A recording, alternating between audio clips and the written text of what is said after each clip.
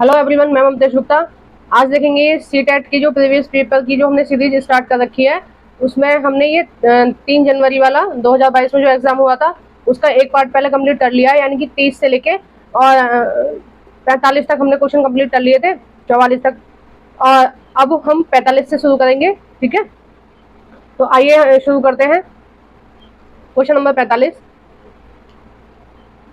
नहीं, ये 45 में भी शायद हो गया है, ये 46 से होगा। हाँ, 46 से होगा। ग्लोब के विषय में कौन से कथन सही हैं? ए, ग्लोब पृथ्वी का सही मॉडल यानी कि छोटा प्रतिरूप है, ये बात बिल्कुल सही है। बी, ग्लोब आकार और प्रकार में भिन्न हो सकता है, ये भी सही है। मैंने भी देखा है कई बार ग्लोब का जो आकार होता है वो अलग अलग होता है, हर प्रकार की मिलती है, बड़ी छोटी, है ना, कई प्रकार की ग्लोब मिलती है मार्केट में। ग्लोब पर देश, महाद्वीप और महासागर उनके सही आकार को दिखाए जाते हैं, ये बात भी सही है। और डी, यह स्थिर है और ना घूमने वाली है। तो ये वाला जो ऑप्शन है ये वाला गलत है कि वो स्थिर नहीं है, वो घूम सकती है, ठीक है ना। तो इसका जो सही आंसर हो गया पहला, ए, बी और डी। क्वेश्चन नंबर 47, निम्न विशेषताओं से पृथ्वी के ताप कटिबंध की पहचान कीजिए।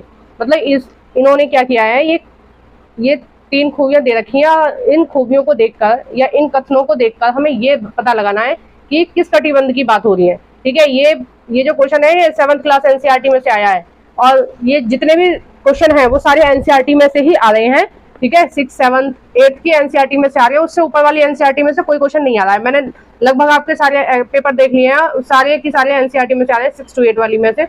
तो मैं आपसे ये कहना चाहूंगी कि मैं अपने चैनल पर 6 to 8 एनसीईआरटी करा रही हूँ, आप जाके प्लेलिस्ट में देख सकते हैं, वीडियोस में जाकर देख सकते हैं 6 to 8 एनसीईआरटी। और मैंने ज्योग्राफी कराई है, और मैं पहले चैप्टर कराती हूँ और तुरंत उसके बाद जो नेक्स्ट वीडियो होती है वो क्वेश्चन आंसर सीरीज की होती है ना। तो आप देख सकते हैं। आइए देखते हैं क्या क्या कथन दिया हुआ है। ए, दोपहर का सूर्य कभी भी सर के ऊपर नहीं होता। जो सर के ऊपर होता है वो कौन से कटिबंध में होता है? वो होता है उष्ण कटिबंध में, ठीक है। ये 7th क्लास एनसीईआरटी से लिया गया और मैंने बहुत डिटेल में पढ़ाया था, बहुत ज्यादा डिटेल में। देखिए, ये इक्वेटर हो गया, ये हो गई कर्क रेखा, और ये हो गई मकर रेखा, ठीक है। तो ये 23.5 डिग्री उत्तर में है और ये 23.5 डिग्री दक्षिण में है, ठीक है, कर्क और मकर। और देखिए, ये जितना भी पोर्शन है ये हो गया उष्ण कटिबंध, और यहाँ पर सूर्य की किरणें बिल्कुल सीधी पड़ती हैं। तो ये वाला जो है ये तो उष्ण कटिबंध से मैच नहीं कर रहा है, तो ये दूसरा कटिबंध है ना। तो यहाँ पर क्या है, सूर्य की किरणें सीधी नहीं होती हैं। देखो, यहाँ का जो इलाका है यहाँ पर और यहाँ पर सूर्य की किरणें सीधी नहीं पड़ती हैं। अब देखिए बी, इन क्षेत्रों का तापमान माध्यम होता है। देखिए, जो उष्ण कटिबंध होता है उसका होता है उच्च, ठीक है, वर्ष भर क्या है यहाँ गर्मी पड़ती है। जैसे हमारा दक्षिण भारत में क्या है, ठंड नहीं पड़ती है, क्या गर्मी होती है। महाराष्ट्र में, तमिल में, केरला में, कर्नाटक में, यहाँ पर क्या है, सर्दी नहीं पड़ती है, गर्मी जैसा ही मौसम होता है। तो ठीक है, वर्ष भर क्या होता है, माध्यम टेम्परेचर होता है। तो ये जो माध्यम टेम्परेचर होता है देखो यहाँ का होता है, ठीक है। किसका होता है? इधर का, क्योंकि यहाँ सूर्य की किरणें सीधी तो पड़ नहीं रही है, तिरछी पड़ रही है, तो ज्यादा गर्म हो नहीं पाता है। ये उत्तरी गोलार्ध में कर्क रेखा एवं उत्तरी ध्रुव व्रत तथा, देखिए इस लाइन का अर्थ समझिए पहले। ये उत्तरी गोलार्ध में कर्क रेखा, मैंने ऊपर वाली 23.5 डिग्री वाली, देखो एक बार मैं दोबारा बता देती हूँ आपको, ठीक है, वो गंदा सा हो गया। ये 0 डिग्री हो गई, ये हो गई देखो कर्क रेखा, ठीक है, 23.5 डिग्री उत्तर में, और 23.5 डिग्री दक्षिण में हो गई मकर रेखा। अब देखिए, उत्तरी ध्रुव कौन सा है? उत्तरी ध्रुव है ये वाला, 90 डिग्री पे होता है ना, और ये वाला भी हो गया उत्तरी ध्रुव। तो ये जो बीच का है, एक मिनट कलर चेंज कर लेती हूँ तो आपको अच्छे से पता चलेगा। देखो, मैं समझा के आपको कराती हूँ तो थोड़ा टाइम लग जाता है, तो थोड़ा सा आप एडजस्ट करा करो। ये मैं समझा करो कि मैडम बहुत ज्यादा बड़ी वीडियो से करा रही है। देखिए, ये जो है ना, ये जो मैं आपको कलर करके दिखा रही हूँ, ये हो गया शीतोष्ण कटिबंध, है ना। ये कौन सा हो गया? शीतोष्ण कटिबंध। और ऐसे ही दक्षिण में भी होता है, ये दक्षिणी गोलार्ध में इधर भी हो गया ये शीतोष्ण कटिबंध। तो दोनों तरफ होता है, उत्तरी और दक्षिणी। तो ये जो खूबी दे रखी है देखो, तथा दक्षिणी गोलार्ध में मकर रेखा एवं दक्षिणी ध्रुव के बीच, देखो दक्षिणी ध्रुव ये रहा और मकर रेखा ये रही, इन दोनों के बीच क्या है? ये वाली, ये मैंने बनाया है। तो ये है, तो इसको क्या बोलेंगे? इसको बोलेंगे शीतोष्ण कटिबंध, ठीक है। क्या बोलेंगे इसको, शीतोष्ण कटिबंध। और जो शीत कटिबंध होता है वो होता है 90 डिग्री उत्तरी गोलार्ध और 90 डिग्री दक्षिणी गोलार्ध, ठीक है। वो शीत कटिबंध होता है। शीत कटिबंध का मतलब है वर्ष भर वो क्या है, बर्फ से ढका रहता है। देखिए 48 क्वेश्चन नंबर, भारत ग्रीनविच के पूर्व में 82.5 पूर्व पर स्थित है। भारत का मानक समय क्या होगा यदि ग्रीनविच मीन समय 1 बजे अपराह्न है। अपराह्न का मतलब होता है पीएम, ठीक है। पीएम का मतलब समझते हो ना, पीएम एएम होता है ना, तो इसका मतलब हो गया दोपहर के बाद, ठीक है, पीएम। तो अब देखो 82.5 से तो कोई मतलब है नहीं, इन्होंने बताया 1 बजे, 1 बज रहा है, भारत का मान क्या होगा अगर ग्रीनविच पर 1 बजा है। तो ग्रीनविच आपको बताया ना कहाँ है वर्ल्ड मैप में, 1 मिनट में अभी दिखाती हूँ आपको, 1 सेकंड।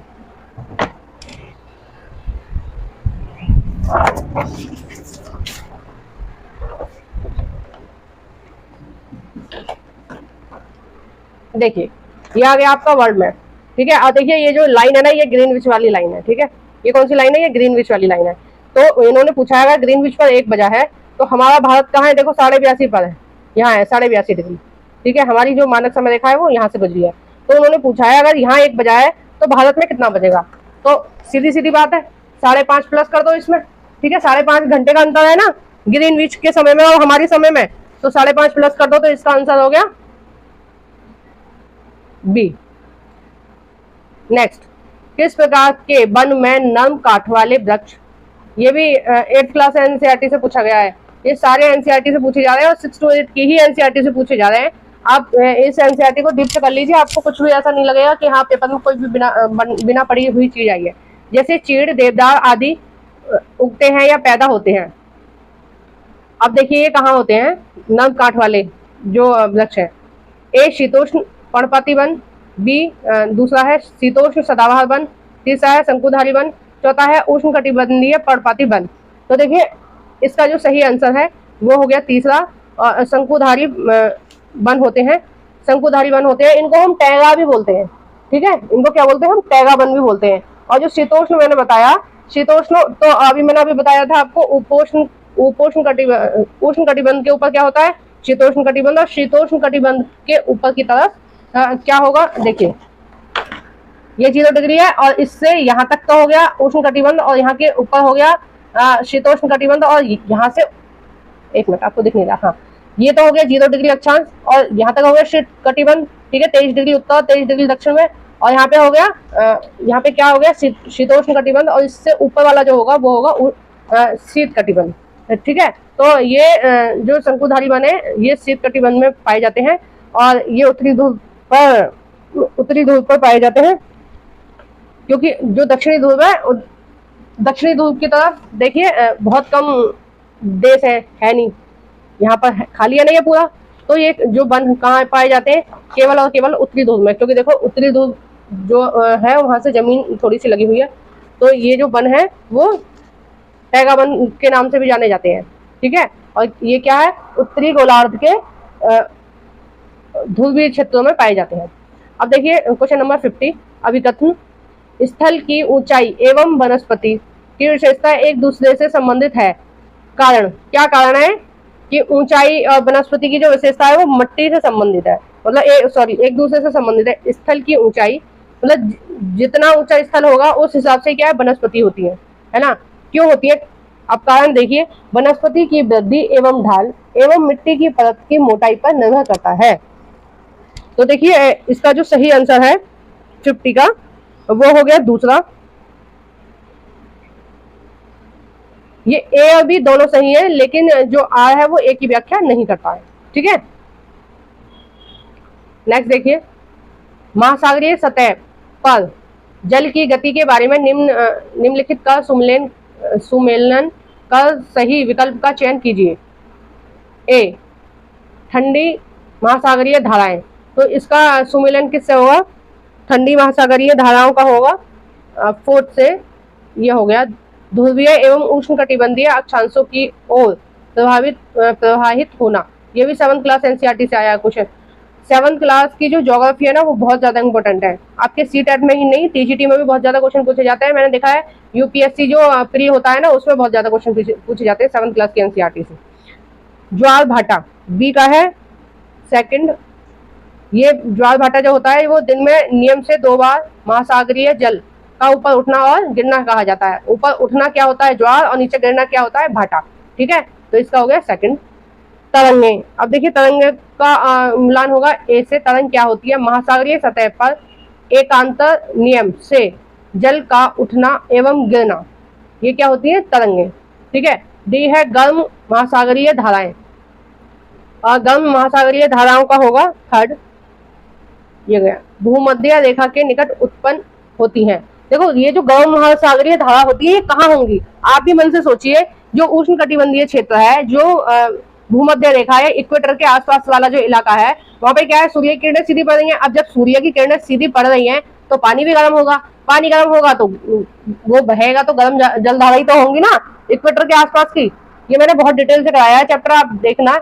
अच्छा, इसका जो सही आंसर हो गया, मिला तो मैंने दिया ही है आपका, ये हो गया 4, ठीक है।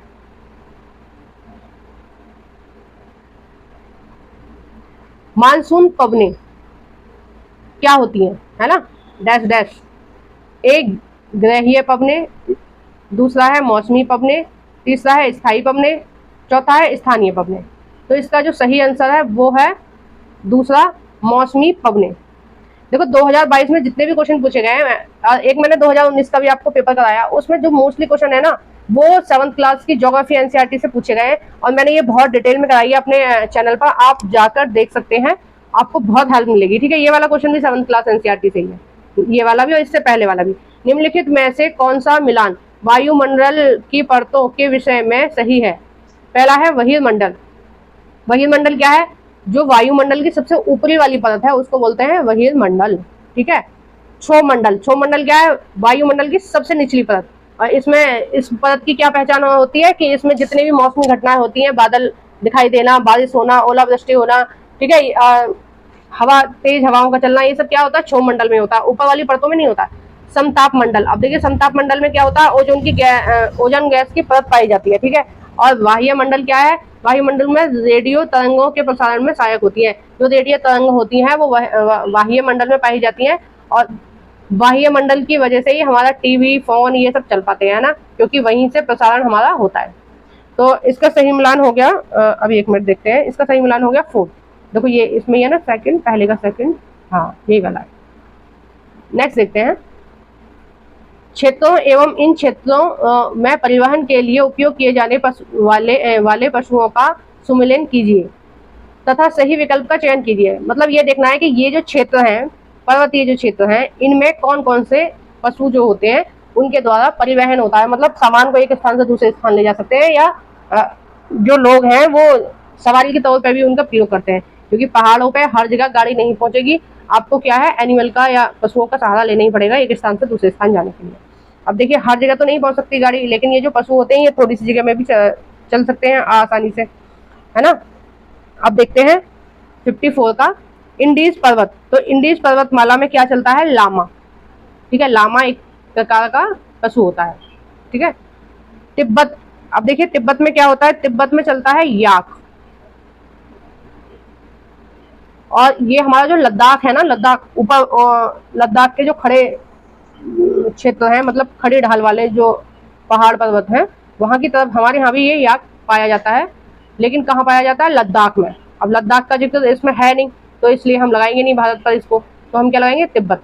अब देखिए भारतीय मरुस्थल, भारतीय मरुस्थल में क्या पाया जाता है? भारतीय मरुस्थल आपको पता है कहाँ है भारत में? राजस्थान में, ठीक है। तो उसमें क्या चलते हैं? ऊंट और बैल, ठीक है। मरुस्थल की बात हुई है, थार मरुस्थल है हमारे भारत में, और वो कहाँ है? राजस्थान में।